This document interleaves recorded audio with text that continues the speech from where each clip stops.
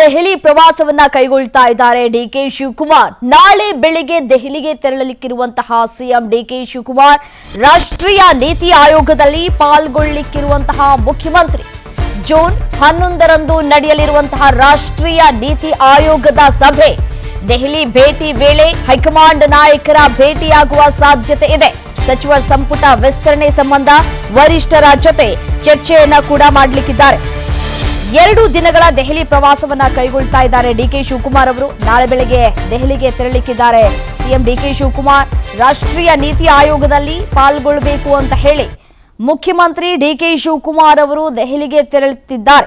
June 11ರಂದು ನಡೆಯಲಿಕ್ಕಿರುವಂತಹ ರಾಷ್ಟ್ರೀಯ ನೀತಿ ಆಯೋಗದ ಸಭೆ ಮತ್ತೆ ಈ ಸಂದರ್ಭದಲ್ಲಿ ಸಚಿವ ಸಂಪುಟ ವಿಸ್ತರಣೆ ಸಂಬಂಧ ವರಿಷ್ಠರ ಜೊತೆ ಸಭೆಯನ್ನ ಅಥವಾ ಚರ್ಚೆಯನ್ನ ನಡೆಸುವಂತಹ ಸಾಧ್ಯತೆಗಳು ಕೂಡ ಇದೆ. ಈಗಾಗಲೇ 13 ಸ್ಥಾನಗಳು ಭರ್ತಿಯಾಗಿದ್ದಾವೆ. ಇನ್ನು ಉಳಿದಿರೋದು 20 ಸ್ಥಾನಗಳು. ಸೊ ಈ 20 ಸ್ಥಾನಗಳಿಗೆ 60ಕ್ಕೂ ಹೆಚ್ಚು ಶಾಸಕರು ಲಾಭಿಯನ್ನ ಮಾಡ್ತಾ ಇದ್ದಾರೆ. ಸೊ ಹಾಗಾಗಿ ಈಗಲಿಂದಲೇ ಏನ್ ಲಾಭಿ ಶುರುವಾಗ್ತಾ ಇದೆಯಲ್ಲ, ಸೊ ಈ ಸಂದರ್ಭದಲ್ಲಿ ಈ ವಿಚಾರಕ್ಕೆ ಸಂಬಂಧಪಟ್ಟಂತೆಯೂ ಕೂಡ ಚರ್ಚೆಯಾಗುವಂತಹ ಸಾಧ್ಯತೆಗಳು ಕೂಡ ದಟ್ಟವಾಗಿದೆ ಅನ್ನುವಂತಹ ಮಾಹಿತಿ ಲಭ್ಯವಾಗ್ತಾ ಇದೆ. ಡಿಕೆ ಶಿವಕುಮಾರ್ ಅವರ ಈ ದೆಹಲಿ ಭೇಟಿ ಈಗ ರಾಜ್ಯ ರಾಜಕೀಯದಲ್ಲಿ ಸಾಕಷ್ಟು ಕುತೂಹಲಕ್ಕೂ ಕೂಡ ಕಾರಣವಾಗ್ತಾ ಇದೆ.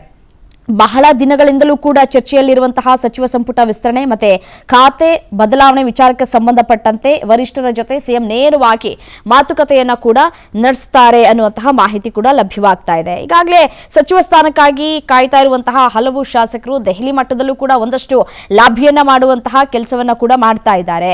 ಹೈಕಮಾಂಡ್ ಯಾರಿಗೆ ಗ್ರೀನ್ ಸಿಗ್ನಲ್ ಕೊಡುತ್ತೆ, ಸೊ ಯಾರಿಗೆ ಈ ಮಂತ್ರಿ ಪಟ್ಟ ಸಿಗತ್ತೆ ಅನ್ನೋದು ಅಂತಿಮ ಕೂಡ ಆಗಬೇಕಾಗಿದೆ. ಸೊ ಹಾಗಾಗಿ ಈ ಸಂದರ್ಭದಲ್ಲಿ ಭೇಟಿಯಾಗುವಾಗ ಈ ವಿಚಾರಕ್ಕೆ ಸಂಬಂಧಪಟ್ಟಂತೆ ಮಾತುಕತೆಗಳು ಆಗುತ್ತೆ ಅನ್ನುವಂತಹ ಮಾಹಿತಿಗಳು ಸಿಗ್ತಾ ಇದೆ.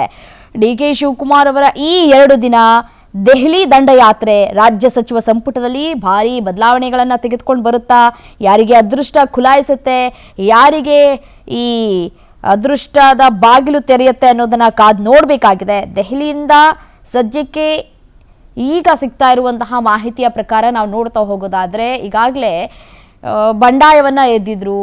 ಸಚಿವ ಸ್ಥಾನಕ್ಕಾಗಿ ನನಗೆ ಈ ಖಾತೆಯನ್ನ ಕೊಟ್ಟಿದ್ದೀರಿ, ನನಗೆ ಈ ಖಾತೆ ಬೇಡ ಅನ್ನುವಂತಹ ಕೃಷ್ಣ ಭೈರೇಗೌಡ ಅವರ ಒಂದು ಈಗ ಬರೆದಿರುವಂತಹ ಪತ್ರ ಎಲ್ಲದಕ್ಕೂ ಕೂಡ ಕುತೂಹಲಕ್ಕೂ